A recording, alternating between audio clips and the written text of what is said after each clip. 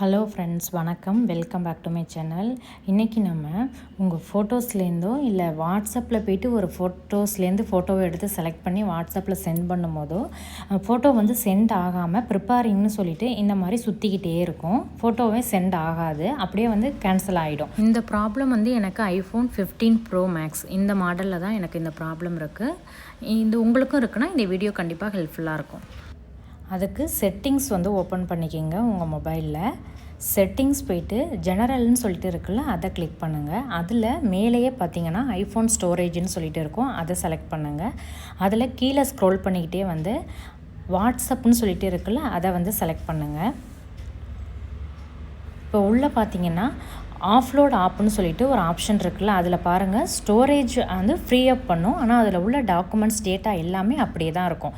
அதனால் அதை ஒரு தடவை ஆஃப்லோட் ஆப்னு சொல்லிட்டு கிளிக் பண்ணுங்கள்.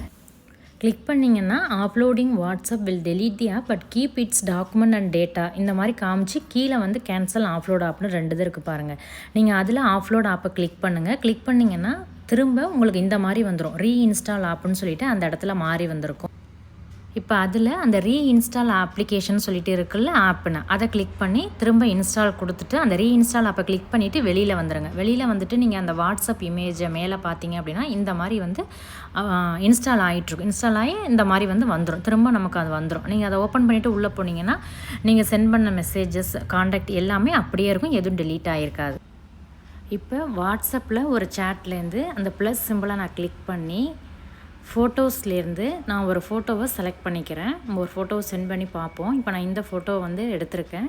இதை நீங்கள் செலக்ட் பண்ணதும் பச்சை கலரில் இந்த மாதிரி 1ன்னு சொல்லி ரவுண்டு போட்டு காமிக்கும். கீழே வந்து பார்த்தீங்கன்னா அந்த பச்சை கலரில் 1ன்னு செலக்ட் ஆகிருக்குல்ல, அந்த பச்சை கலரை கிளிக் பண்ணிங்கன்னா அந்த ஃபோட்டோ அந்த காண்டாக்டில் சென்ட் ஆகிடும். பாருங்கள், டபுள் கிளிக் ஆகி சென்ட் ஆகிட்டு. அதே மாதிரி இப்போ நீங்கள் வெளியில் ஃபோட்டோஸ்லேருந்து சென்ட் பண்ணி பார்ப்போம்.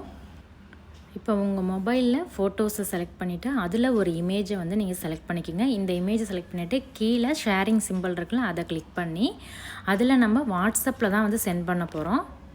ஸோ வாட்ஸ்அப் அக்கௌண்ட்டை ஓப்பன் பண்ணிவிட்டு பார்த்தீங்கன்னா காண்டாக்ட்ஸ் எல்லாம் இருக்கும். நீங்கள் யாருக்கு சென்ட் பண்ண போகிறீங்களோ அந்த சேட்டை எடுத்துகிட்டு அதில் கிளிக் பண்ணிங்க அப்படின்னா அந்த இமேஜ் வந்து அதில் சென்ட் ஆகிடும். இந்த பாருங்கள், நம்ம செலக்ட் பண்ண இமேஜ் ஃபோட்டோஸ்லேருந்து சென்ட் ஆகிட்டு நம்ம வாட்ஸ்அப்பில் டைரெக்டாக சென்ட் பண்ணோன்னா அதுலேருந்து சென்ட் ஆகிட்டு.